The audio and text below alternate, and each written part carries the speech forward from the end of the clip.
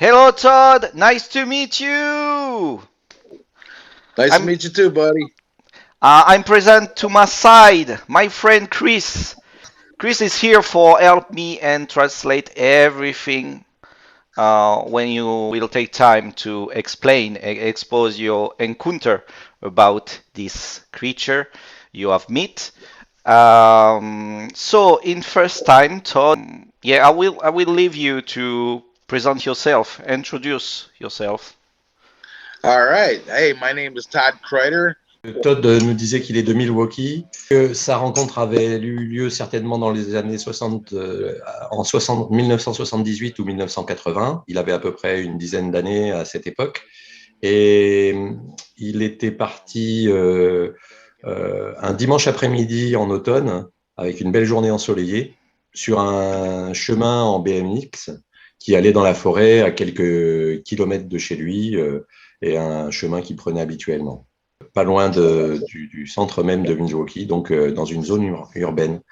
It's up to you. You can carry on, Todd, please. All right. So, Donc, il a été parti rejoindre un ami, son meilleur ami de l'époque, pour sortir cet après-midi-là. Et son vélo, à lui, était cassé, donc ils sont partis à pied.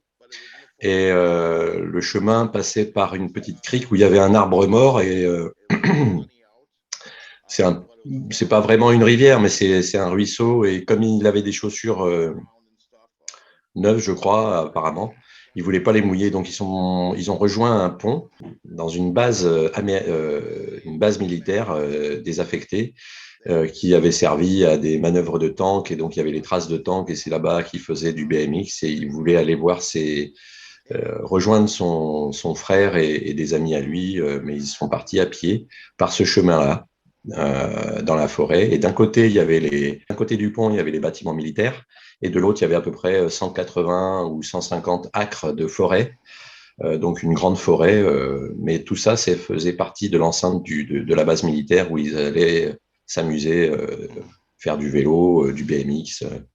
You can carry okay. on, please. All right. So, Donc, ils sont entrés sur la base, enfin, l'ancienne base désaffectée pour rejoindre leurs amis, qu'ils ont entendu un peu plus loin dans la forêt. Et au bout d'un moment, ils étaient sur le chemin, et comme ils n'arrivaient pas à les retrouver, ils se sont dit, bon, ils ont dû partir ailleurs, plus loin, on fait demi-tour, on rentre enfin, ils voulaient rentrer, retourner sur leurs pas. Et à ce moment-là, ils entendaient des pas autour d'eux, à 15 pieds, donc aux alentours entre 5 et 10 mètres autour d'eux, des pas sur les feuilles, mais ils ne voyaient rien. Ah Mais par contre, comme c'était l'automne, il y avait des feuilles par terre, et ils entendaient ouais, les bruits. quelque chose qui marchait dans la forêt, quoi, autour d'eux.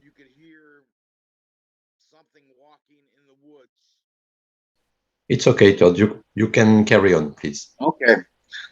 Donc, en revenant sur leurs pas, sur ce chemin-là, ils entendaient ces pas sur les feuilles, autour d'eux, sur un côté, puis sur l'autre, puis derrière, et ils se retournaient, puis ils demandaient, mais il y a quelqu'un, montrez-vous, et ils voyaient rien, mais ils entendaient toujours ces pas. Ils ont continué leur chemin, toujours en revenant sur leurs pas vers la ville. Milwaukee, à l'époque, avait une population d'à peu près 15 000 personnes. Et bon, ça pouvait être quelqu'un d'autre, comme la base est vraiment très proche de la ville, quasiment dans la ville. Ils pensaient que c'était peut-être quelqu'un d'autre qui s'amusait avec eux, qui les taquinait, qui voulait leur faire peur. Donc, à plusieurs reprises, ils ont demandé à voix haute, ils ont crié, qui est là, qui se cache, montrez-vous, c'est Ouais. pas, ça va 5 minutes, quoi. Et ils ont continué à rebrousser chemin, et ils sentaient une présence, mais ils voyaient rien. Hmm. Ils sentaient la présence, mais il n'y avait rien du tout Ça, il y avait tout qui était de un peu, visible. comment dire, l'atmosphère avait changé un peu. Ouais, C'était, apparemment, c'est ouais. ce que dit Todd, c'est qu'ils sentaient, comme dans un film d'horreur, quand les personnes savent qu'il y a quelqu'un, mais qu'ils ne le voient pas, ou le monstre, entre guillemets, une présence qui est indétectable, invisible, Ouais. mais qu'ils sentent ici. Donc Ouais, il y a quelque l'atmosphère a chose. changé. Là, ils ont commencé à avoir peur. En plus, ils avaient que lui 10 ans et son ami une douzaine d'années. Donc, ils commençaient à avoir peur un petit peu. Et ils ont demandé à plusieurs reprises, montrez-vous, qui êtes-vous, où êtes-vous, quoi.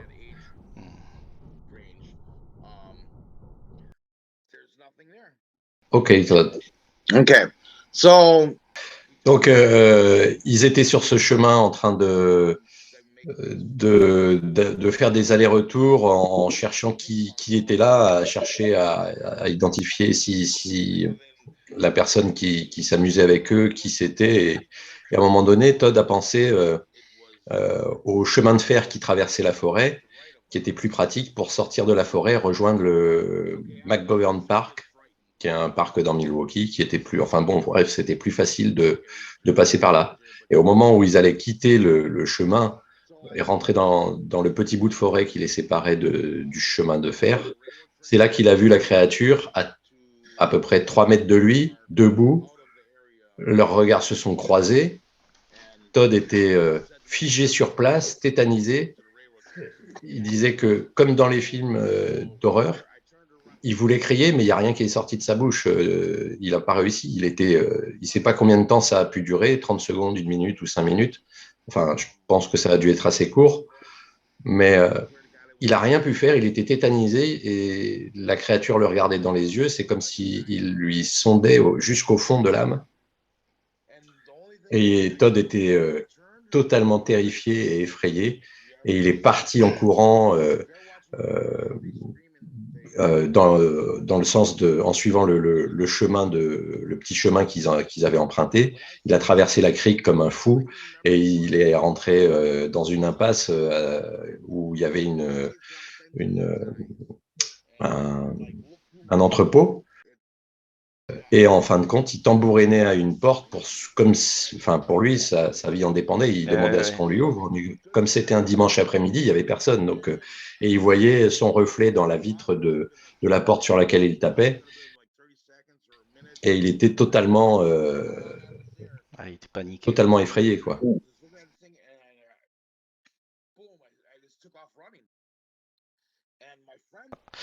Todd, I have a question for you. Do you feel a strange connection between you and this beast when you have saw him? yes. Yeah. Ce que Todd explique, c'est que il a vraiment ressenti le regard de la créature le sondait vraiment au plus profond de lui. Can you describe this creature? Elle était toute noire. Il se rappelle pas si la couleur des yeux était, pour lui, elle était sombre, noire, pas des yeux rouges, pas des yeux jaunes, mais une créature toute noire. La taille, comme lui, faisait à peu près 1 mètre 50 pour son âge. Son ami et lui étaient assez, assez haut, comment dire, pour un petit garçon. Et son ami était Il était tout 6 même. foot, c'est 1 mètre 80 à peu près, et maigre. Mais la créature, il était concentré sur enfin vraiment captivé par le fait que la créature le regarde et le sonde. Il se rappelle pas exactement sa taille, mais elle était très grande et massive auprès d'un arbre, d'un gros arbre. Et ça l'a choqué au plus profond de lui-même. Je vais lui demander si son ami, par rapport à son ami qui faisait 1 mètre 80, enfin 6 pieds de haut, s'il peut déterminer la taille de la créature.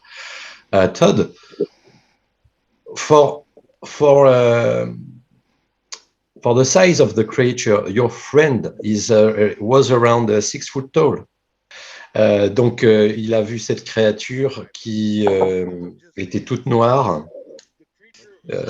et en courant pour s'enfuir, une fois rendu dans l'impasse et là où il était en train de frapper à la porte pour qu'on le laisse rentrer, son copain l'a rejoint parce qu'en fin de compte, son ami il lui a demandé, mais tu as vu ce que j'ai vu? Et son ami lui a dit non, j'ai rien vu. Par contre, il entendait bien les sons autour, les pas autour d'eux. Donc, quand ils étaient dans la forêt, et lui et son ami entendaient les pas. Mais son ami n'a pas vu la créature, le dogman. Et quand il l'a rejoint enfin, dans cette impasse, Todd lui a demandé, est-ce que tu as vu ce que j'ai vu? Et son ami lui a dit non, je me suis juste rendu compte que toi, tu étais tétanisé sur place, tout blanc comme un fantôme, et tu t'es mis à courir, donc je t'ai suivi parce que je me suis demandé ce qui se passait. Donc il a rejoint Ouais. Keith a rejoint Todd à ce moment-là où ils ont fait un peu le point. I mean, Very tall and bodybuilder. yeah, exactly. It was Après, ils sont allés chez la mère de Todd, qui lui a dit que ce qu'il avait vu, c'était certainement des jeunes qui s'amusaient avec lui et qu'il avait eu peur d'un gros chien et qu'il n'a pas pris au sérieux, quoi. Mais à l'époque, cette base, enfin, à l'époque de la Seconde Guerre mondiale, cette base avait servi de camp de prisonniers pour les prisonniers de guerre, notamment japonais, peut-être allemands, mais je pense que ça devait être plus japonais. Et depuis, elle était désaffectée. Donc, souvent, les jeunes s'y rendaient pour s'amuser, faire du BMX, courir dans les bois et tout ça. Et depuis, ça a été le seul moment où il a rencontré cette créature. D'autres personnes, son frère et des amis, ils sont allés avec des 22 longs rifles et tout ça, mais personne n'a jamais rien vu. Il y a eu les histoires avec, je pense qu'il parle de Linda Godfrey qui a écrit un livre sur les dogmen. Il l'avait contacté, mais il n'a pas eu de retour et il n'a jamais pu raconter son histoire, mis à part à ses amis qui, il y a eu d'autres personnes qui ont rencontré ce type de créatures dans le Wisconsin et beaucoup, il y a quand même beaucoup, assez de témoins de cette créature dans le Wisconsin même, autour de Milwaukee, dans les zones boisées et donc, il sait ça l'a rassuré sur ce qu'il a vu, quoi. Mais lui ne l'a jamais revu depuis. Je demandais à Todd par rapport à cette base militaire qui avait servi certainement de prison pendant la Seconde Guerre mondiale. Par la suite, durant la guerre froide, il y avait des missiles enterrés, il y avait des silos de missiles et tout un complexe souterrain avec des prisons, des bureaux. Il y avait encore les plans sur les murs, mais tout ça a été inondé. Et ils s'y sont rendus quand lui avait 15-16 ans, donc plus tard après sa rencontre. Et son frère et ses amis ont aussi exploré ces tunnels qui étaient inondés avec des lampes torches et tout ça. Ils se sont rendus compte qu'il y avait tout un complexe souterrain à ce niveau-là, dans cette zone-là. Et un jour, ils ont réussi à rentrer par une porte, une trappe dans le sol. Ils se sont demandé ce que c'était. Ils ont réussi à l'ouvrir. Par contre, le lendemain, ils ont voulu y retourner et ils se sont rendus compte que ça avait été bloqué par des gros pots de fleurs qui avaient été posés sur les accès, enfin là où par où ils étaient passés. Donc, ils ne pouvaient plus y retourner. Mais cette base s'étend sur plusieurs kilomètres carrés avec des tunnels souterrains. Et ça, son frère avait été en explorer. C'est là qu'ils s'étaient rendus compte qu'il y avait comme des prisons dans ce complexe souterrain. Mais c'est quand même bizarre cette histoire de ils peuvent plus y retourner le lendemain. Il devait y avoir certainement comment dire, des gardiens, si c'est pas l'armée qui garde un œil sur ces complexes, des fois qu'ils en aient besoin à nouveau. Enfin, ça, c'est moi qui déduis ça, mais je pense qu'il y a toujours un gardien qui fait des rondes régulières et ils se sont rendus compte qu'il y avait cet accès qui avait été ouvert et le lendemain, ils ont tout de suite bloqué les accès, quoi. Parce que même si les bases sont désaffectées, elles peuvent être remises, comme on dit en termes militaires, en active. C'est-à-dire qu'ils ne vont pas abandonner le terrain, ils le mettent juste, ils le désaffectent, ils enlèvent tout ce qui est sensible Mais par contre, les installations, on ne peut pas tout détruire. Ils avaient inondé les silos de missiles pour en interdire l'accès au maximum, hein, mais les souterrains plus proches de la surface étaient quand même accessibles. Ouais. Et si jamais ils en ont besoin, ils peuvent à nouveau la réaffecter pour des troupes, pour des opérations, pour tout ce qu'ils veulent, hein. C'est l'armée, ils abandonnent pas les terrains comme ça. Et puis, même si c'est désaffecté à un moment donné, ça peut redevenir une zone active. Hmm. En tout cas, c'est Moi, marrant c'est ce que je pense. qu'on en revienne à Donc, il y a toujours des parler, gardiens sur place.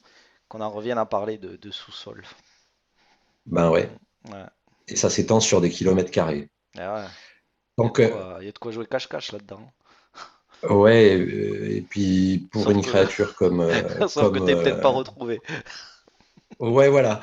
Disons que c'est bien d'y aller à plusieurs, quoi. Au moins, tu Ouais. es plus sûr de ressortir entier, on va dire, Ouais. si t'as pas de problème. Ok, Todd. Thank you for that. So you had this strange feeling before your encounter, before you seen the creature. This feeling that someone was around you, but you couldn't see it.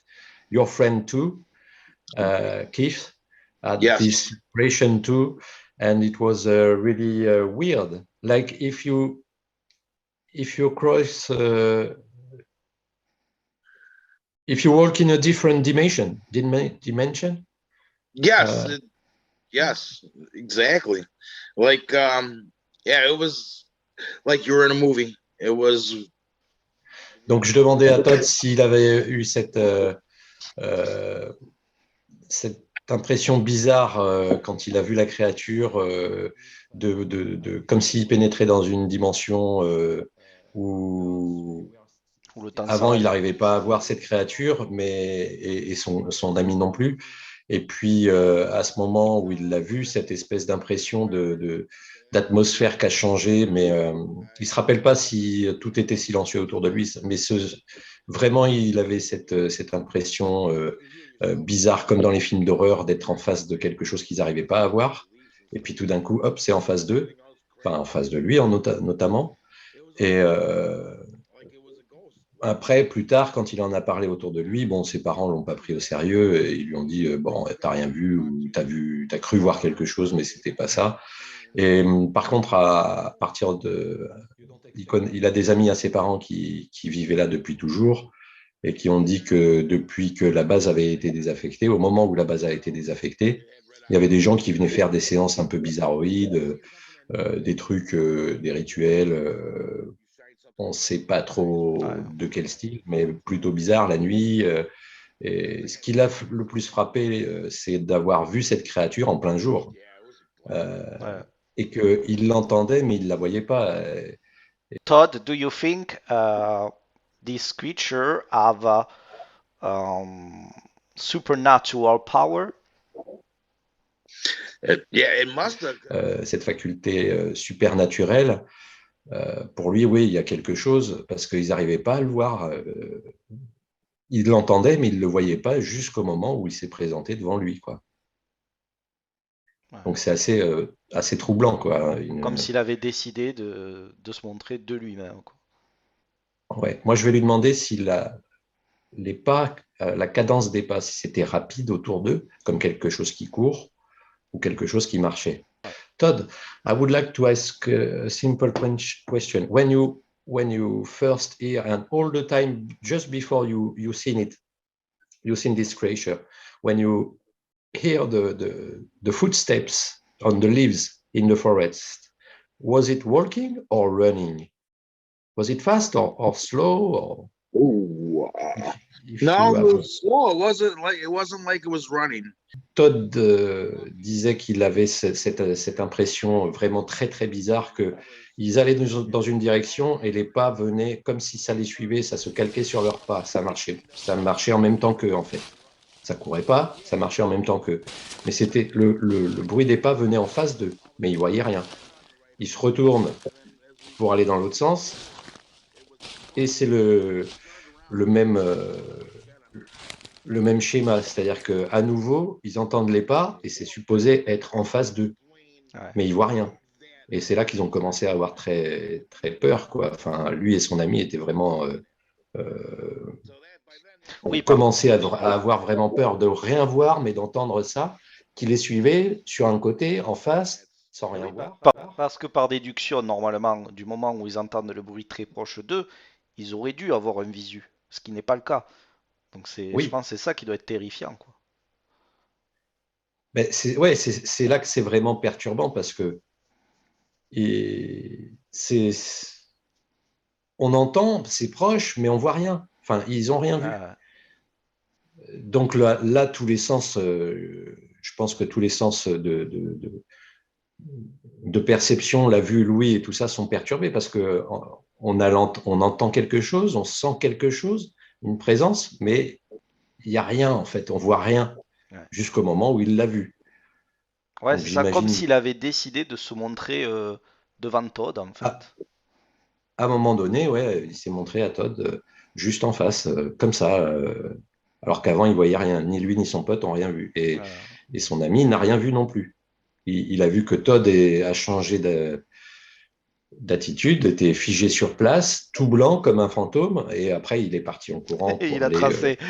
se mettre en, Euh, se mettre en sécurité, et son copain l'a suivi parce qu'il, lui, son copain n'a rien vu. Donc, ouais, c'est vraiment bizarre. Il y a cet effet bizarre que Todd a eu, c'est que pour lui, la créature et lui se sont regardés droit dans les yeux. Pour lui, il a eu l'impression que ça a duré 5 minutes, une éternité. Donc, alors qu'il n'avait plus aucune notion du temps, Todd n'avait plus ouais. aucune notion du temps. Mais pour son ami qui était là, enfin, qui était avec lui à l'accompagner et qui a vu son attitude, ça a duré quelques secondes, une microseconde. Puis après, il l'a vu devenir tout blanc, figé, puis après se barrer en courant le plus vite possible, quoi. Donc, il y a cet effet fracture du temps pour Todd. Et là, ce qui est intéressant, c'est qu'il y a un témoin extérieur, son ami Kiss, qui était là et pour qui ça a duré une fraction de seconde ou Ouais. quelques secondes à tout casser, quoi. Mais pour Todd, ouais, c'est comme une éternité, quoi. Ouais, Ouais. ouais. Yeah, for you, it was like an eternity. Yes. Can you tell us, you were focused on its face. It was dog face or bear face with pointed ears or round ears. Ouais, il était vraiment concentré sur le visage du Dogman et il a bien vu, pour lui, c'est vraiment la tête, ce qui s'en rapproche, c'est la tête du loup-garou dans American Werewolf, le loup-garou américain à Londres, je crois, ou je Ouais. ne sais plus très Le... exactement. Oui, oui. Mais C'est le la loup-garou de bouche Londres. ouverte en train de baver comme s'il allait se taper un bon hamburger et c'était Todd le hamburger, quoi. Donc, ou le poulet, je sais pas, mais dans ces cas-là, je sais ce que ça fait parce que ce que je disais, c'est que euh, j'ai eu l'occasion de travailler dans des spectacles avec des fauves et quand on croise le regard d'un lion droit dans les yeux ou d'un tigre, moi, je remerciais vraiment ceux qui ont construit les barreaux très solides et les cages très solides pour contenir ces bêtes-là parce que on se sent vraiment comme un poulet qui va y passer, quoi. Ouais. Vraiment. Well, Like, 5 minutes is good for Todd, you're beautiful candy. Yes, yeah, exactly. I'm gonna eat your fat little butt. No, here, little piggy. Et j'imagine que Todd, à la différence de Todd, qui lui n'avait aucune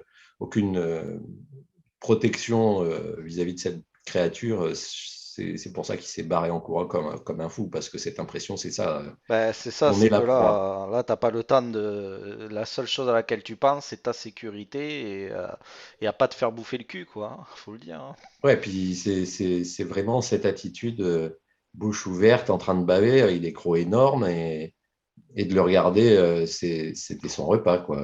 Ça doit être. C'est l'impression qu'il a eu vraiment, et c'est ce qui explique il est parti sans même faire attention à son ami. Il a fui aussi vite que possible. From America! From America. Wow, here, look at The real Running Man! The Bolt before Usain Bolt. Yeah, Todd Bolt. Sorry, we're joking. Oh, No, no, but that's all it's right. It's cool. don't mean any offense. Todd, I have a new question for you. You live in Wisconsin, so do you think this werewolf you have saw it's same to the beast of Bray Road for you, or just a werewolf? Oof. Il pense que les chemins de fer sont très utiles pour cette créature qui avait été vue à Bray Road, mais aussi avant et après, notamment par ce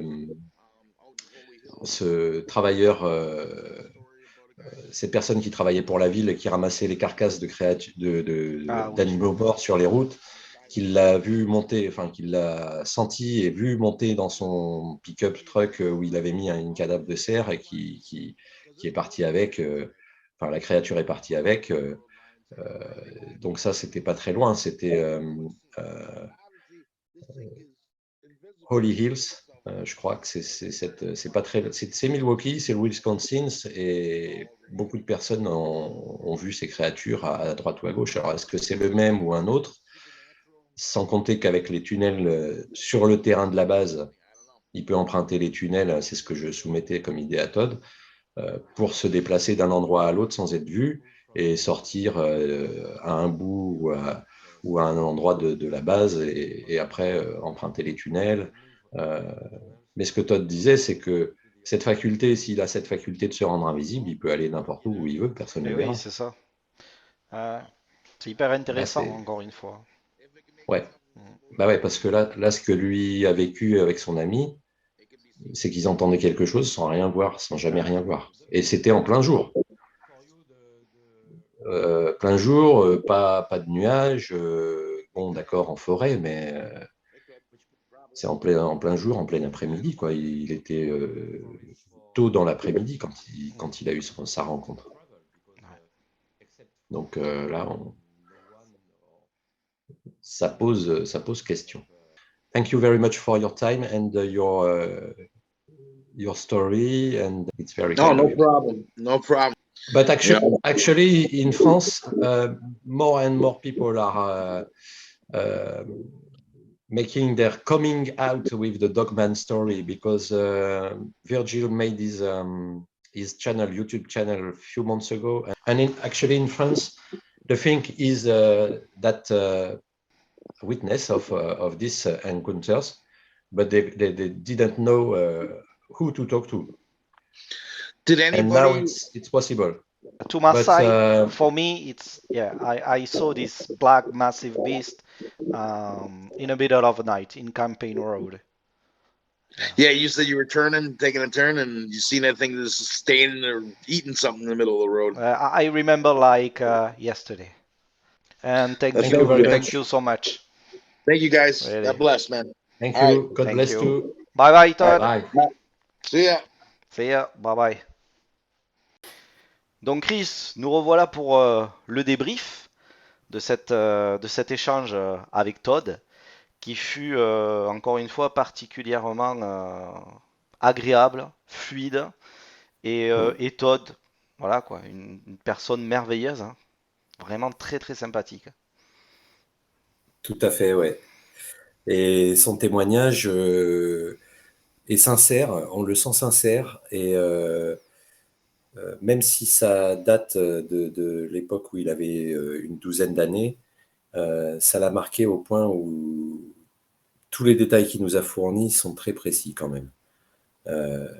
Sa réaction, ce qui s'était passé au moment où ils étaient dans les bois et quand ils entendaient les bruits de pas dans la forêt autour d'eux, mais qu'ils voyaient rien, jusqu'au moment où il a vu la créature et est parti effrayé, comme à courir comme un fou pour aller se réfugier dans la zone urbaine, suivi de son ami. Ouais. Alors, il faut préciser, Chris, que j'ai appris, enfin, il m'a appris dernièrement, Todd, qu'il allait passer sur la chaîne Dogman Encounters. Ah oui, Voilà, ouais. Donc, mais ça sera d'abord sur Connexion Mystère. Ça, c'est quand même génial. Voilà. ouais. Et alors, c'est bien parce que j'avais aussi soumis cette idée-là. Et je suis content parce que du coup, ben, Vic l'a invité à faire l'enregistrement de son témoignage. Donc voilà, donc l'histoire de Todd que que vous avez pu écouter aujourd'hui avec nous, sera aussi bientôt sur la chaîne Dogman Encounters. Voilà. Mais ce qu'il y a de bien, c'est qu'on l'a ici en avant-première sur la chaîne Connexion Mystère. Et je t'avoue que je suis pas peu fier, quoi. Voilà. Bah, c'est déjà vraiment sympathique à Todd de nous avoir offert son témoignage. En plus, si ça lui permet de témoigner auprès de Vic Condiv sur la chaîne de Man Encounters, c'est c'est formidable.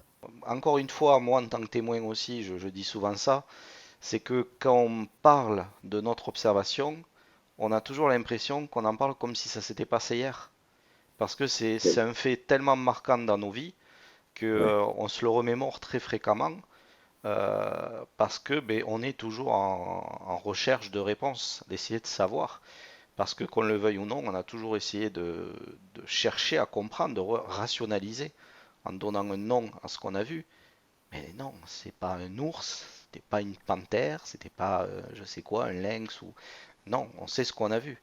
Et c'est ce qui donne un peu cette impression que quand on délivre, on se délivre même, j'ai envie de dire, voilà, de cette histoire qu'on a vécue, voilà, on a vraiment cette impression qu'on l'a vécu hier. Et on cherche Ouais. pas 300 ans ce qu'on va dire. On sait ce qu'on a vu, on sait ce qu'on a vécu, et on essaye de l'exprimer de la meilleure des façons pour que les gens, tous les gens puissent bien comprendre vraiment la situation qu'on a vécue, le feeling qu'on a eu sur le moment, le ressenti, quoi. C'est ce que je ressens aussi souvent avec les témoins. Oui, la fidélité transpire du témoignage parce que les gens revivent leur rencontre, leur observation. Et ça se sent tout de suite. Euh, le récit s'enchaîne. Il y a peu d'hésitation ou pas d'hésitation. Et on sent que Todd a revécu sa rencontre. C'est tout juste quand il nous dit qu'il est parti à courir tellement effrayé que on le sent vraiment survolté et revivant l'instant même où ça s'est passé. En plus, c'est marrant parce qu'il dit, j'ai jamais couru aussi vite de toute ma vie, quoi. Ouais, Donc c'est que vraiment, il a observé quelque chose voilà, qui l'a vraiment marqué et qui lui a donné, voilà, cet instinct d'échappatoire. Run! Run! ouais, Cours à fond, quoi. Parce qu'il était, euh, surtout quand il nous fait cette description où il voit cette dentition, limite là, avec la baffe, quoi. Genre, ça doit être super flippant, quoi. Donc je comprends mieux oui, pourquoi il est parti en courant, quoi. et puis peu de temps avant ça, avant de le voir, il y avait quelque chose, ils entendaient, lui et son ami, quelque chose qui tournait autour d'eux, qui les cernait, entre guillemets, mais qu'ils n'arrivaient pas à voir. Ouais. Jusqu'au moment où, là, euh, le, le dogman est à quoi, même pas un jet de pierre, moins de 3 mètres.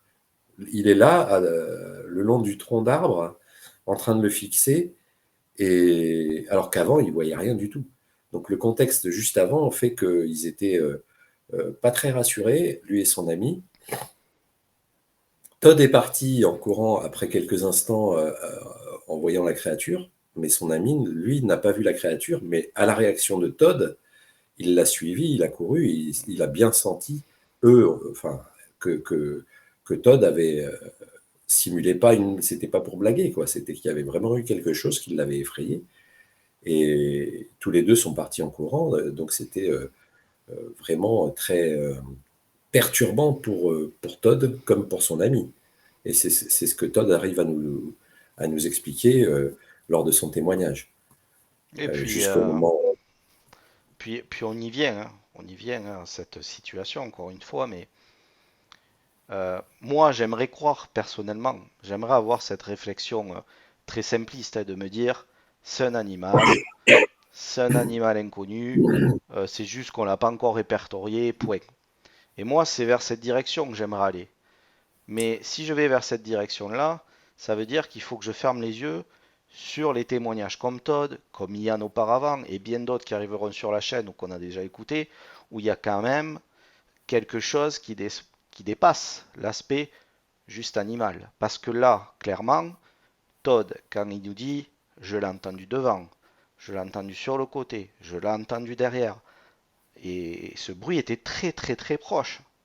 Il aurait dû, en faisant son balayage visuel, voir quelque chose. Une ombre, un petit truc. Enfin, pour moi, hein, je le conçois comme ça. Et puis, il le voit au moment comme si cette chose se disait, ben, tiens, là, je vais me montrer.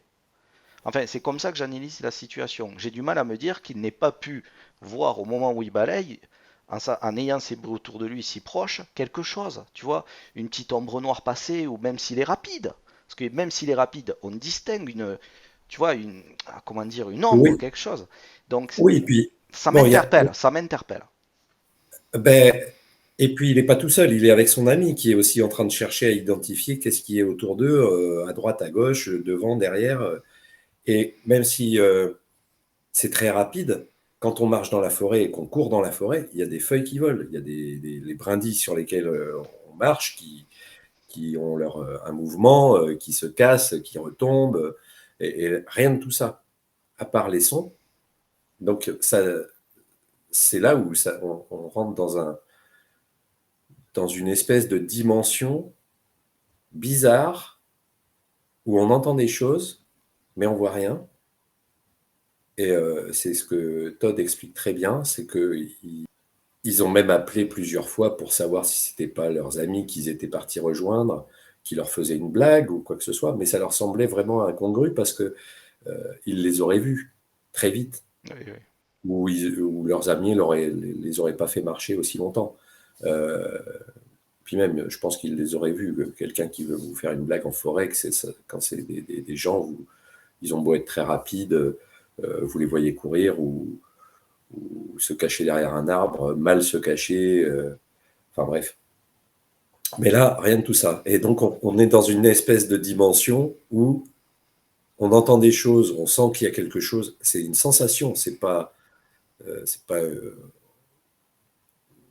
visuel, c'est une sensation, c'est un ressenti.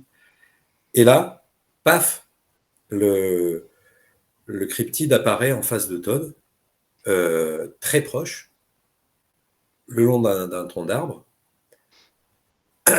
et ce regard qui le cloue sur place et qui le pétrifie d'effroi, qui fait qu'il devient tout blanc et part en courant. Euh, Il y a, il y a vraiment une dimension spécifique à cette rencontre. Ouais. Euh, Et puis là, désolé, je te coupe parce que je rebondis sur ce que tu es en train de dire, c'est qu'il est derrière dans cet arbre qui dépasse largement parce qu'il est hyper massif, hyper costaud, le machin. Là, c'est pareil. Euh, il a juste à faire trois bonds et c'est fini, quoi. Tu vois ce que je veux dire? Ce qu'il ne fait enfin, pas, ce qui ne va pas faire, vu que Todd s'échappe, court, et finalement, ça s'arrête là, quoi. Donc, ouais. là aussi, il y a un aspect où euh, ben, ça passe pas à l'attaque non plus, quoi. Euh, Mais ce qui est il se troublant montre là-dedans, et... c'est qu'il n'y a que Todd qui le voit. Et pourtant, c'est un truc, il y a une épaule dépasse de chaque côté du tronc d'arbre, en gros. La taille de, de la créature est telle que je vois difficilement comment elle peut passer inaperçue, mais l'ami de Todd ne le voit pas.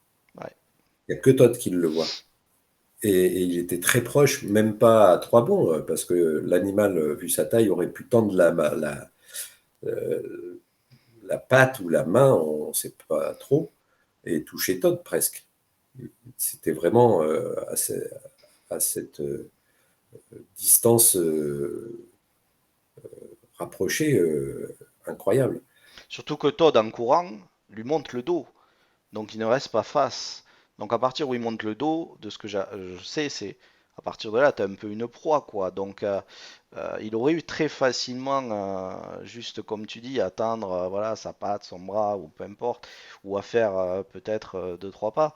Mais cela, il ne va pas le faire. Donc, on se retrouve face à des faits quand même qui nous font penser soit que l'animal arrive à faire, je sais pas, alors je dis ça parce que j'ai eu la chance d'échanger avec les gens qui ont, enfin les personnes qui font l'émission Expédition Bigfoot de Discovery Channel. Donc surtout une personne qui est donc expert voilà, des fauves, donc il les connaît vraiment très très bien. Et en fait, il m'a expliqué avec l'exemple du tigre. En fait, le tigre, donc il ressent la peur, il entend les battements de cœur, et quand il ouvre la bouche, en fait, ce qu'on n'entend pas, mais c'est ce qu'il fait, il fait des infrasons qui peuvent arriver à limite paralyser enfin, de la personne qui est en face et qui a peur. Donc Ouais, l'infrason va se rajouter à la peur de la personne qui est en face et va un peu comme le tétaniser ou le paralyser. Et donc, ouais. il m'a expliqué ça par rapport à, voilà, parce que j'y parlais du Dogman et tout ça. Et j'ai trouvé ça hyper intéressant. Donc, est-ce que on parle là de disparition, puis l'apparaît, machin, ou est-ce qu'il arriverait à créer quelque chose que nous, on ne perçoit pas ou qu'on n'entend pas pour arriver à dissimuler sa présence? C'est, c'est, C'est c'est une question que je me pose. c'est vrai que la comparaison avec le tigre est assez intéressante. Par rapport au Dogman, pourquoi pas? Est-ce qu'il aurait, surtout que quand les gens qui ont entendu des grognements ou des hurlements attribués à ce cryptide disent que c'est très très très profond comme son. C'est- Craig nous disait dans son témoignage que quand le- le- la créature qu'il a vue et quand il était dans sa voiture, le rugissement a fait trembler sa voiture et lui-même à l'intérieur de sa voiture. Ouais. Donc là, on a une dimension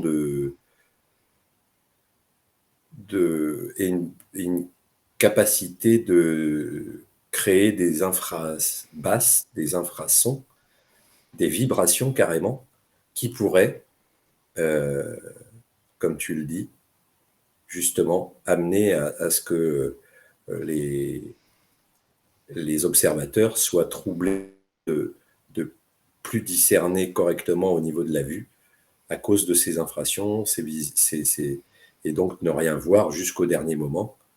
Mais après, malgré le fait que Todd prend la fuite, qui est normalement un déclencheur chez les fauves pour l'attaque, ce qu'il ne faut pas faire, c'est fuir C'est en ça, c'est... courant.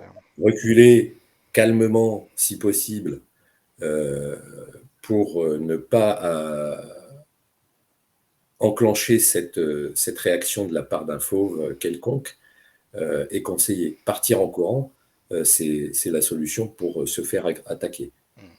Surtout que j'ai vu pas mal, parce que bon, j'essaye vraiment de me renseigner sur les sujets, voilà, de m'expérimenter sur la chose, d'en apprendre de plus en plus. Et cette personne donc, qui fait partie de l'émission d'Expédition Bifood vraiment est très très intéressante et m'a dit des choses encore une fois que je dirai plus tard sur d'autres vidéos parce que là c'est pas le sujet. Et, et j'ai l'impression qu'ils ont toujours une ou deux saisons d'avance sur nous aux États-Unis, sur ce qui va arriver après en France en fait finalement. C'est assez rigolo. Je l'ai vu avec Sophia Birman hein, et là j'ai l'impression que je suis en train de le voir aussi avec lui. Mais voilà, j'en parlerai plus tard. Mais j'ai vu, voilà, j'ai vu des vidéos où on voit des pumas, certains animaux assez, voilà, qui sont devant, en train de vraiment, où il y a une confrontation avec l'humain, où ils vont vraiment, ils ont envie d'attaquer, mais ils le font pas. Et on voit que euh, les gens qui sont en fait la proie, ne se retourne pas, reste toujours face. Et explique bien qu'il ne faut pas tourner le dos, surtout pas. Parce qu'à partir de là, c'est là où il va foncer et t'attaquer. Et donc il Ouais. reste de face, comme ça, il recule et recule, ils essayent de bouger les bras, faire des choses pour un petit peu impressionner, faire hypnotiser la bestiole pour qu'elle commence à se dire, oula, qu'est-ce qu'il va me faire ou... Voilà, jusqu'à que cette bestiole lâche l'affaire et s'en va. Donc Ouais. là, comme tu dis, hein, c'est que il s'en va en courant, il devient une proie, mais hyper facile. Ce que je pense qu'un fauve, à ce moment-là, ferait, c'est peut-être courir après ce gamin, parce que c'est un gamin. Là, ce n'est pas le cas. Et moi, quand je te dis l'idée de l'infrason et de ça, c'est parce qu'à côté, j'aime essayer, parce que moi, je suis quand même quelqu'un qui va essayer de rationaliser. Je suis dans cette idée-là. Avant de partir sur des délires euh, un peu surnaturels et tout ça, j'aime essayer de rationaliser. Parce que comme ça permet de faire, de gérer le pour, le contre, voilà, de pas avoir aussi non plus de parti pris. Parce qu'on est toujours dans cette recherche, hein. On est toujours en train d'apprendre et d'essayer de comprendre. Et malgré le fait que j'essaye de rationaliser en te parlant de cette infrason, en rajoutant la peur de l'individu, je me dis oui, ça peut peut-être aider à camoufler, machin, il a une sorte de super pouvoir, tu vois. Mais ça n'explique pas tout. Ça n'explique pas tout. Non, mais Ça a ses ça limites, peut quoi. être une partie de réponse. Parce que avant qu'on découvre que le tigre avait cette faculté de générer des infrasons, des infrabasses qui agissaient sur sa proie, il a fallu l'observer. Et le dogman, on en connaît très peu. Enfin, le dogman, les cryptides, on peut pas, enfin, on les a pas assez bien observés pour en déterminer telle ou telle faculté. Mais pourquoi pas? C'est déjà dans le règne de la nature, sur une espèce comme le tigre. Pourquoi pas chez un cryptide comme le dogman ou le Bigfoot ou autre, mais à un niveau soit plus subtil, soit plus impactant au niveau des sens que nous avons. La vue, l'ouïe, parce Todd et son ami l'entendent, mais ils ne le voient pas. Peut-être que cette vibration lui permet de passer invisible, enfin, il ne devient pas invisible, mais il crée l'observateur qu'il cible en générant ça, le, le, le trouble dans la vision ou sur un sens, ce qui fait qu'on l'entend mais on ne le voit pas. Pourtant, il est en face de nous, jusqu'au moment où il arrête ça, et là, on le voit. Donc, ton hypothèse d'infrason est tout à fait crédible, je pense. Est-ce que c'est la vérité ou pas? Euh, on pourra peut-être le découvrir dans le futur en continuant à chercher, mais c'est une théorie tout à fait et une explication qui se tient. Mm. Du coup, en me posant, parce que du coup, j'avais beaucoup de questions à lui poser. Parce que le mec, il a été militaire toute sa vie, au gradé, c'est un survivaliste aussi, donc le mec, il s'y connaît, quoi. Mais encore une fois, ce qu'il y a de bien, c'est qu'il est hyper humble, quoi. Il me dit, attention, je suis pas non plus un spécialiste, tu vois, il me dit, moi, je t'aide en fonction de ce que je connais, et moi, je connais les fauves. Et c'est là où il m'explique un peu le schéma il dit, moi, je dors pas avec le Dogman, je dors pas avec le Bigfoot. Il me dit, un expert, c'est le mec qui va dormir tous les jours, voire il va quitter sa famille pendant des mois et des mois, prendre des photos, savoir à quelle saison le fauve s'accouple, qu'est-ce qu'il fait toute la journée. Enfin, il va tout savoir de A à Z, quoi. Et lui, il me dit, on n'en est pas là. On n'en est pas là. Donc, il faut continuer à avoir une approche, voilà, des plus euh, précise et sérieuse possible en essayant de le comprendre avec ce qu'on connaît nous. Et donc il dit les fauves. Les fauves par exemple, voilà, comme il dit, moi je m'y connais bien et tout, donc j'essaye. Et c'est vrai que quand il m'a parlé du tigre, il m'a dit c'est ce qui m'a fait penser par rapport à ces disparitions, parce que lui aussi fait face à des témoignages où les gens voient quelque chose et puis d'un coup, et là puis c'est pas n'importe qui me parle, tu vois. En fait, il me dit qu'il y a des gens qui ont vu le Bigfoot marcher pas loin et que donc du coup ils sont vite allés par la suite voir où ils avaient vu donc le Bigfoot et en fait ils voient des traces. Ils voient ces traces de pas. Ils peuvent même faire des moules parce qu'il me dit il y en a qui ont fait des moules de ces traces. Le problème c'est que les traces de pas s'arrêtent. C'est qu'à droite, à gauche, devant, il n'y a plus rien. Alors qu'ils viennent de voir le Bigfoot marcher à quelques mètres d'eux. Donc il allait où? Donc si tu veux, il y a des choses comme ça, quand on te les raconte et que ça vient d'une personne qui est quand même calée là-dessus, ça fait poser question. Et c'est là où je me dis, euh, c'est ça qui est cool aussi, c'est qu'il reste quand même les pieds sur terre et qu'il essaye toujours d'essayer de rationaliser avec ses connaissances à lui. Et moi, c'est ce que j'aime et ce que je respecte et ce que je continue à faire. Mais là, tu vois, ça me fait penser aussi, si on en revient à ce côté où il entend des bruits et puis il apparaît d'un coup, ça me fait penser aussi à l'histoire de Yann, où Yann dit bien qu'il était face à à ce loup-garou, quoi, qui ressemble à celui de Van Helsing. Alors encore une fois, après, je le répète, mais c'est dans la description, chaque témoignage n'est pas une vérité en soi, hein, voilà. Mais, euh, mais encore une fois, quand Yann parle, il y a ce côté où il a vécu le truc hier, quoi. C'est, tu vois. Ouais. Et en tant que témoin, j'ai l'impression qu'il y a là-dessus, il y a des connexions qui se font. Et j'ai l'impression qu'il y a que les témoins qui arrivent à ressentir ces choses-là quand quelqu'un parle. Ou tu sais, où c'est comme si, euh, ouais, c'est ça, c'est que, C'est authentique. ouais, on sent qu'il est en train de vivre le truc, tu vois, alors que ça s'est passé il y a plus longtemps que, que quelques jours, quoi. Ouais. Et je me dis, qu'est-ce qui s'est passé pendant ce missing time? Parce que pour moi, c'est vraiment un temps manquant. Et, euh, et qui dit qu'il a semblé que la bête lui ait dit non, ne t'inquiète pas, machin. Et encore, on n'est pas au bout de nos surprises, Chris, parce qu'il va y avoir d'autres témoignages où il y a encore. Autant il y a des témoignages où il y a enfin, des choses où voilà, c'est très rationnel, la bête apparaît, on la voit. Ok, là-dessus, on peut se dire effectivement que c'est un animal inconnu qui n'est pas encore répertorié, cela va de soi. Mais tu vois, encore avec Todd, et il y en aura d'autres aussi, c'est qu'il y a ces témoignages qui nous font poser encore plus de questions et qui nous font aller vers cette direction que des fois on ne veut pas prendre, mais que finalement ben, on est obligé d'aborder. Tout à fait, mais le point de vue d'un spécialiste des fauves est vraiment intéressant parce que ça apporte au niveau des possibilités de ce cryptide, enfin des cryptides tels que le Bigfoot ou le Dogman. Des choses que moi personnellement j'avais pas envisagées, j'avais pas fait le rapprochement avec les facultés du tigre, mais c'est très très très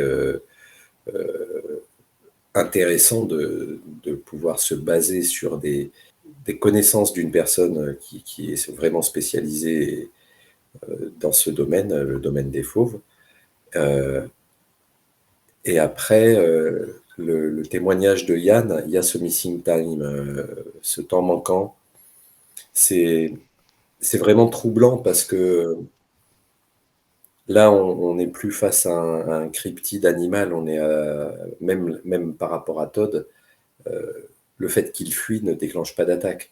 Donc il y a un autre comportement qui rentre en ligne de compte, et là, je dirais que c'est plus du domaine euh, humain qu'on connaît, les comportements humains qu'on connaît, c'est-à-dire que quelqu'un fuit, on ne va pas se jeter sur lui comme un fauve sur une proie. Euh, on le laisse partir, voilà. Donc ça, c'est un comportement, je dirais, qu'on attribue communément à l'humain. Donc cette réaction, enfin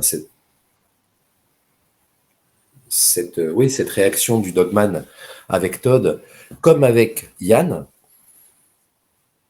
qui se rend compte qu'en rentrant chez lui, il y a une demi-heure où il se souvient plus de ce qu'il a fait, tout comme les pas qui disparaissent dans la neige d'un Bigfoot que tu relatais tout à l'heure. Enfin, c'est pas vraiment dans la neige, mais c'est des, comme il me dit, c'est souvent, enfin, c'est des témoignages qui reviennent. C'est-à-dire que il est pas, enfin, il fait face à des témoignages un peu comme moi, où il y a des témoignages qui sont tout à fait, que tu peux très vite rationaliser, quoi. Voilà, c'est une apparition de peut-être d'un animal inconnu, voilà, il est apparu, il est parti, machin. Mais il y a, comme tu viens de le dire à l'instant, il y a une faculté sur d'autres observations où là, on sort du cadre d'un simple animal, quoi. Qu'on le veuille ou non. Et ce qu'il y a de très intéressant et ce qu'il précise, et c'est ce que je respecte énormément aussi, c'est qu'il me dit, quand on dit loup-garou, werewolf, il ne faut pas faire l'erreur de suite rester sur l'idée du loup. Et c'est pour ça qu'il me parle du tigre, par exemple. Il me dit, il faut aller chercher. On ne sait pas.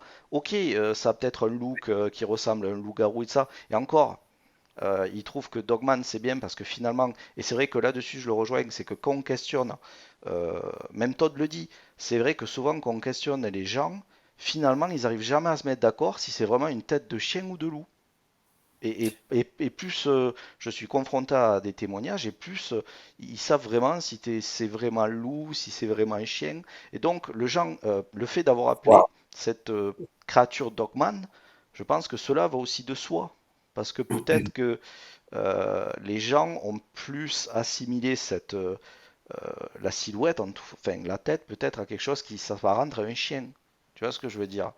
Et, euh, et bref, pour en revenir à ce qu'il m'a dit, c'est que lui, il fait vraiment la référence avec tous les autres animaux, tous les autres fauves, et pas, il va pas juste se cantonner à se dire bon, ben je connais l'histoire du loup, qu'il connaît très bien d'ailleurs, mais voilà, il me dit non parce que on ne sait pas encore face à quoi on a affaire, il faut continuer à comprendre, à chercher, et donc lui, il essaye vraiment de, et c'est pour ça que moi j'ai adoré quand il m'a parlé donc voilà, de l'infrason, des machins, après il m'a parlé d'autres animaux et tout.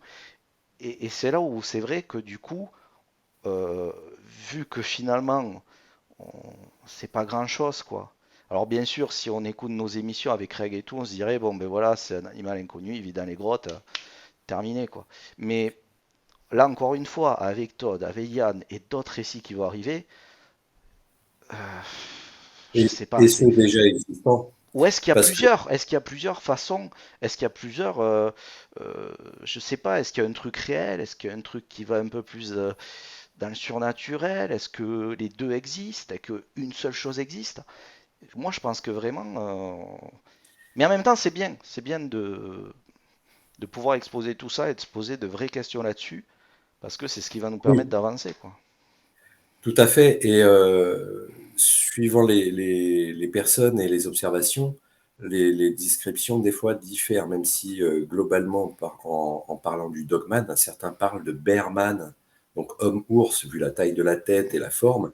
Bon, bearman, dogman, c'est une tête énorme avec un museau allongé. Certains disent que le museau est raccourci, ça ressemble à un chien. Dans la description de Marco Polo de ce peuple homme-chien sur l'île d'Andaman, il dit que la tête de ces hommes-chiens était celle de matins, donc de matins espagnols. Et les matins espagnols, c'est une tête avec des oreilles tombantes, de chien avec des oreilles tombantes, des babines tombantes, genre un peu le Saint-Hubert. Mm. Donc là, on n'est plus dans la physionomie du loup, mais c'est une tête de chien. Donc Dogman, ça regroupe beaucoup de choses. Et le nez court, dans certains témoignages, pourquoi pas un Ben, type boxer, celui de Christopher, qui parle, lui, d'une tête de bulldog. voilà, Mm. entre autres. Et donc, est-ce que c'est vraiment un mi-homme, mi-canidé ou un homme bête, bête animal, un homme animal, mais quel animal? Si ça se trouve, c'est un homme, enfin, comme on appelait aux USA le Wolverine, qui est le carcajou en français, qui est un animal très, très agressif et tout ça. Bon, l'animal a une petite tête et tout ça, mais il a ce corps corpulent avec des pattes avec des très grandes griffes. Pourquoi pas un carcajouman? On ne sait plus trop comment le classifier et on n'arrive pas à déterminer vraiment sa, l'espèce vraiment. Mais ça revient souvent le chien, le loup avec les oreilles pointues, ce museau allongé et toutes ces dents très pointues. Euh, mais c'est peut-être une espèce très spécifique qui a peut-être des origines communes avec certains autres animaux qu'on connaît, mais tout reste à découvrir. C'est ce qui est passionnant, c'est que au fur et à mesure des témoignages, de, le, de la contribution de certaines personnes qui sont spécialisées ou passionnées dans les fauves, comme cette personne qui t'a contacté et qui t'a expliqué Enfin, le comportement c'est des moi types. qui ai écrit et j'ai eu la chance qu'il me réponde en fait. Je suis tombé par hasard sur lui parce que ben, j'étais en contact avec un témoin qui était ami avec lui et donc du coup ça m'a aidé à rentrer en contact avec lui. Sinon c'est très compliqué parce que bon c'est des gens quand même qui sont très demandés, voilà qui sont encore en train de tourner la 4e saison, je crois maintenant, donc ou la 3e, je sais plus. Donc et qui ont vu des choses assez troublantes. Donc c'est pour moi, j'estime que c'est un honneur et une chance d'avoir ce genre d'informations et d'échanges en fait. Voilà. Ben, merci à lui d'avoir fait la démarche de répondre à tes questions et puis d'apporter sa vision de, du, du cryptide Dogman ou Bigfoot. Et ses observations, ses conclusions, ses réflexions. Merci à lui de les partager avec nous et ça nous apporte tous encore plus de théories ou explications. Moi, je dirais que au fur et à mesure des témoignages, des recherches, on affine et on arrive à avoir plus de détails et d'indices sur ces cryptides.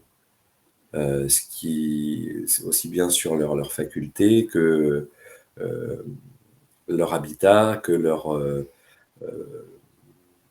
comportement et réaction euh, qui nous qui nous bouleverse parce qu'on est tous en train de s'interroger sur qu'est-ce que c'est, est-ce que c'est réel.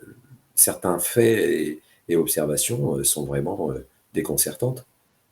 La disparition d'un animal de cette taille, ou enfin d'un cryptide ou d'une créature de cette taille, comme ça, dans, dans quel monde on vit, quoi. Oui, puis Est-ce qu'on il y a un côté, vraiment on peut dire ce qu'on veut, mais il y a quand même un côté assez insaisissable, là aussi. C'est que, alors moi je veux bien croire hein, que, moi il n'y a pas de souci, je me dis que, voilà, ça vit peut-être dans des endroits reculés, machin et tout, mais c'est pareil, là quand j'entends la plupart des témoignages que j'ai eu dernièrement, et surtout dans le Jura, les gens ils les ont tous vus, ils ont tous eu leur observation en pleine journée, quoi. Soleil, machin, ils ont vu le truc, quoi. Donc là aussi, il y en a, on va se dire, ouais, non, il va sortir que la nuit, il va rester discret et tout. Ce que moi j'ai envie de croire. Mais à côté, quand je fais face à ça, je me dis, bah attends, mais ils sont en plein soleil et tout, machin, on le voit bien et tout. Donc c'est qu'en même temps, il n'a pas cette crainte d'être vu. Parce qu'il sait, enfin, je veux dire, quand il s'approche des routes en pleine journée, tout ça, il sait qu'il va y avoir du trafic. Enfin, je sais pas. À un moment, il y a quelqu'un qui va passer ou qui va le voir. Enfin, voilà, il y a des. En fait, c'est ça que c'est que je peux pas me permettre, hein, si on veut avancer sur le sujet, comment dire, d'orienter les témoignages en fonction de ma croyance et de ma théorie personnelle. Et ce que j'apprends là, finalement, tout ce que je vois, tout ce que j'entends, ben là, ouais, on est vraiment dans du mystère, quoi. Et on fait la connexion de tous ces mystères pour essayer ben, d'en sortir quelque chose. Tu vois ce que je veux dire? C'est une vraie connexion mystère. Et je trouve que ça enrichit le sujet, ça le rend encore plus intéressant. Et je suis sûr que les gens voilà, prennent plaisir aussi à rechercher aussi eux-mêmes de leur côté, à essayer de savoir. Et alors d'un côté, je sais pas si toi tu le ressens aussi, Chris, j'ai l'impression qu'on avance, qu'on apprend plein de choses, mais à côté, on va apprendre un nouveau truc qui va faire que ah ouais, mais attends, mais s'il s'est passé ça, peut-être que finalement, tu vois. Mais bon, ben, c'est le jeu, hein, c'est le jeu. oui, mais on progresse sur notre connaissance, sur notre réflexion sur ces phénomènes en ayant une communauté qui partage ses avis. Et c'est là que c'est intéressant parce qu'il y a plein de choses auxquelles on peut pas tous penser. Enfin, une seule personne ne peut pas penser à tout.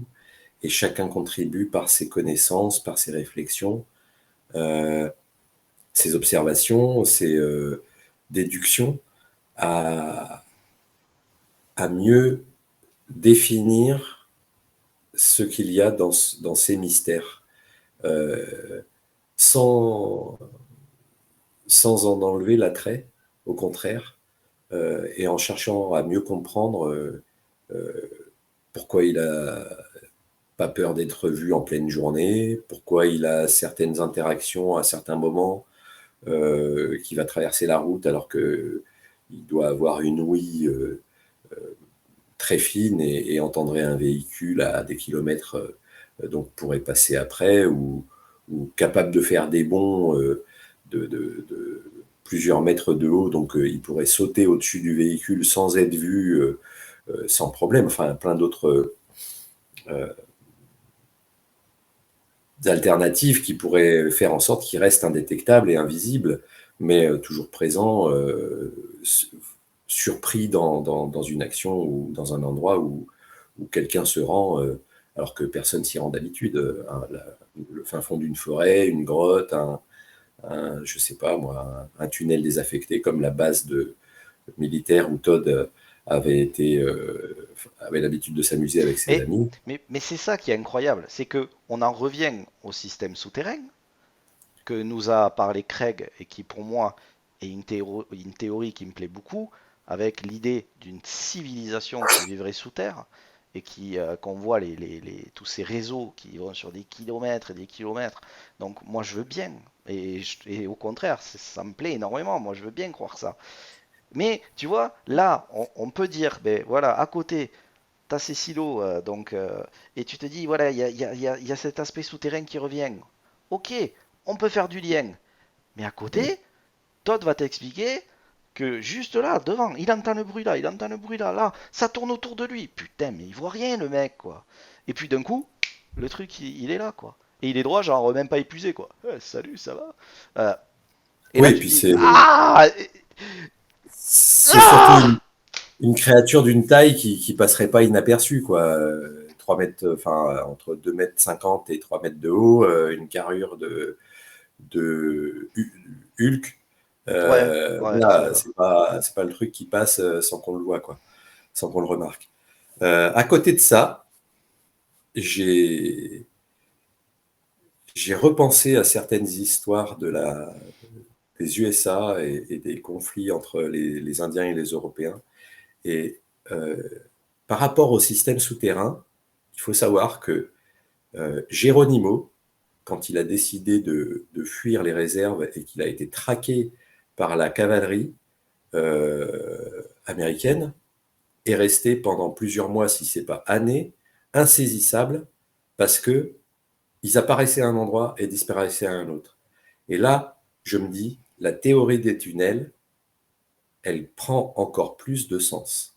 Parce que les natifs connaissaient certainement ces passages, pour certains, et Ouais, les utilisaient pour justement fuir ou se cacher. Et l'histoire de Geronimo qui restait insaisissable pendant, alors que c'était pas toute l'armée, mais des contingents entiers de cavaliers, d'hommes aguerris, de traqueurs qui perdaient leurs traces et ils apparaissaient à un autre endroit, devant, derrière, plus loin, sans avoir laissé aucune trace sur le sol. ouais, il y a une vraie similitude. Donc, on passe en dessous, on progresse et on réapparaît ailleurs. Euh, Sachant que le tunnel de Mammoth, enfin les caves, les grottes, le réseau souterrain des Mammoth Cave aux USA, découvert, s'étale sur 680 km. 680 km. Rien que Mammoth Cave. Et rien que ce qui a été exploré officiellement. Alors, ça en fait des options pour se cacher Ouais. et progresser, se déplacer. Et alors, il n'y a pas que celle-là, hein. C'est vrai que Puis ça nous remet à notre place un petit peu aussi. oui, ça veut dire que moi j'en déduis qu'on connaît très très mal notre environnement et la nature dans laquelle on vit. On s'en est coupé. C'est vrai qu'on peut dire oui, mais si ça existait, on aurait déjà Mais trouvé tu ci ou sais, ça. je t'ai envoyé le reportage là, il n'y a pas longtemps. Un reportage où ça se passe en Angleterre. Et donc le monsieur qui a fait ce reportage-là, il est resté 2 ans sur le terrain. Donc c'est vraiment énormément de recherche. Voilà, il y a beaucoup de travail derrière ce qu'il expose. Et il dit quelque chose de très intéressant. C'est qu'il dit entre 95 et 98% de la population ils utilisent la nature comme décor. C'est-à-dire, ils vont promener le chien, ils vont faire un pique-nique avec la famille, ils vont dans un camping. Enfin, en fait, et d'ailleurs, c'est plus rassurant qu'ils restent sur les sentiers. Mais des gens qui jumpent comme ça, qui vont dans les bois, dans des endroits où peu de monde vont s'amuser à chercher des traces, à voir si. C'est très peu. Donc c'est rigolo quand on entend tous ces gens qui disent ouais, mais on les aurait vus si. Mais on les aurait vus de quoi? Est-ce que tout le monde, même moi, est-ce que tous les jours, là, même là, maintenant, moi je te parle, Chris, tu crois qu'il y a beaucoup de monde dans les bois en train de voir qui c'est, quel animal est mort, les empreintes. Non, mais au bout d'un moment, faut dire la vérité. Non, mais Bah, sérieux, les gens. Non, mais là, c'est à ce sûr. moment, je suis sûr que je vais chez moi, je vais trouver personne dans les bois. Ou peut-être un mec qui, je sais pas, qui campe, qui fait un truc, mais je veux dire, c'est au bout d'un moment, il faut être réaliste. Et ce qu'il dit, c'est vachement, c'est ça. C'est C'est très intéressant. sensé, ouais. Ouais, ouais. Et il a une très bonne observation, c'est qu'il dit qu'il y a plus de 5 millions, je crois, de cervidés en Oui, Angleterre. Et il faut, pourtant, ils n'en voient pas à tous les coins de rue, hein. c'est ça. Ouais.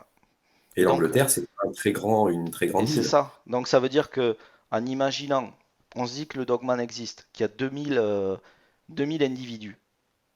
Ben, dans ce cas-là, tu les vois jamais, quoi. Enfin, tu vois ce que je veux dire? C'est si avec plus de 4 millions de ce genre d'espèces d'animal, déjà on a du mal à les voir, alors qu'on devrait les voir partout. Alors imagine s'il y a une espèce où je sais pas, qu'il y a 2000, 3000 individus, ben, dans ce cas-là, presque il serait invisible, quoi. Donc du coup, ça rationalise et ça permet de voir les choses autrement. Parce que c'est trop facile de dire ouais, mais on aurait trouvé des traces, on aurait matin et les caméras de chasse. Non mais franchement, moi j'y vais, j'y vais là, je suis sur le terrain, je vois l'immensité. On aurait beau mettre des caméras de chasse et tout ça, je peux te dire qu'il en faudrait, mais il faudrait acheter tout eBay, quoi, et tout Amazon et tout le reste. Parce que on peut pas quadriller, non. Et puis il faut que les gens s'intéressent à aller sauter, s'amuser comme ça dans les bois, comme je l'ai fait. C'est Bah, on peut pas quadriller toute la nature qui nous c'est environne. ça, c'est ça. Euh, Et puis même toi, tu me l'as dit, si on veut déjà, ne serait-ce que rentrer dans une cavité, en tout cas chercher à découvrir jusqu'à combien elle s'étale, en apprendre un peu plus sur la grotte elle-même, il faut des autorisations, ça prend du temps, il faut du matériel, donc il y a en plein. France, Ouais, voilà. en- Donc je pense qu'il y a plein de choses encore inexplorées. Là, c'est et, pareil. et c'est dans les parcs américains, on fait pas n'importe quoi. Il y a des autorisations, il y a des choses qui sont interdites, des zones qui sont même carrément interdites à la circulation de personnel non autorisé. Donc, bon, ça ne veut pas dire qu'il y a quelque chose qui se cache là-bas et que le gouvernement cherche à forcément masquer quelque chose. Non, c'est simplement que pour des raisons de biodiversité, de conservation, seuls les personnels, genre garde forestier, rangers, ont le droit d'y aller en France ou ailleurs parce que c'est une faune ou une flore à préserver. Et le civil lambda n'a pas à y foutre les pieds parce qu'il ferait, sans le vouloir, des dégâts. Donc il y a ce facteur-là. Après, quand il s'agit de ce cryptide, enfin des cryptides ou des phénomènes paranormaux, euh, le champ des possibles est très très vaste. Mais en rassemblant les personnes qui sont spécialistes, qui ont des connaissances pointues dans divers domaines, notamment relatifs à la nature, au système spéléologique, enfin aux grottes et, et autres, et ben ça nous permet d'affiner euh, le champ de vision et de savoir ce qui serait réellement possible de ce qui reste à comprendre. Mm. Ouais, finalement, ouais, ça rejoint. À l'heure d'aujourd'hui, c'est un peu ça. C'est-à-dire que chacun défend sa théorie et un va dire que c'est surnaturel, un va dire que c'est complètement rationnel et c'est quelque chose de très palpable. Euh, et à côté, finalement, Je pense qu'il faut continuer à avancer. Et est-ce que ça serait pas un peu des deux? Tu vois, c'est ce que je viens à me dire aussi. Ben ouais, moi je pense, enfin, Et qu'au lieu au fait de chacun défendre un peu son beefsteak, est-ce que ça serait pas plutôt une jonction entre ces deux théories qui pourrait amener, faire tremplin pour accéder à peut-être cette connaissance qui nous manque et qui nous ferait voir que euh, la solution, en tout cas cette vérité que l'on recherche, elle est peut-être en, en partageant. voilà, en faisant en sorte que ces théories se complémentent en fait. Et Tout à fait, et c'est là que c'est intéressant, c'est qu'en en partageant les, les observations, les témoignages, les, les indices aussi, parce qu'il y a des empreintes photographiées ou moulées pour certains cryptides, comme le Bigfoot, où il y a eu des moulages de faits, on peut mieux se rendre compte de la véracité enfin de la réalité du passage de ce cryptide ou d'un cryptide. Parce que c'est pas un courant d'air qui va laisser une trace avec enfin, 5 orteils ou 4 orteils griffus, quoi. C'est ouais, quelque chose qui a appuyé sur le sol avec enfin, une patte, ou alors c'est quelqu'un qui a fait, enfin, je sais pas, on peut partir dans toutes les hypothèses euh, du luberlu possible si on veut noyer le poisson.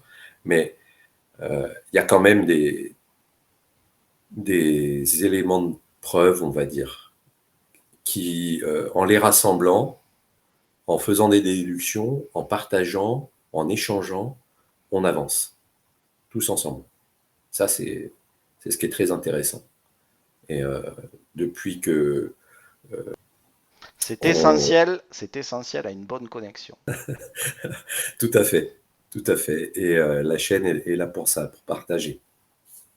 Ouais, Voilà. ouais, ouais. Et tu vois, quand tu soulignes tout ça, finalement, tu vois, ça me permet de rebondir et de là, tu vois, de me dire que sur cette chaîne, finalement, on a des observations de toutes sortes.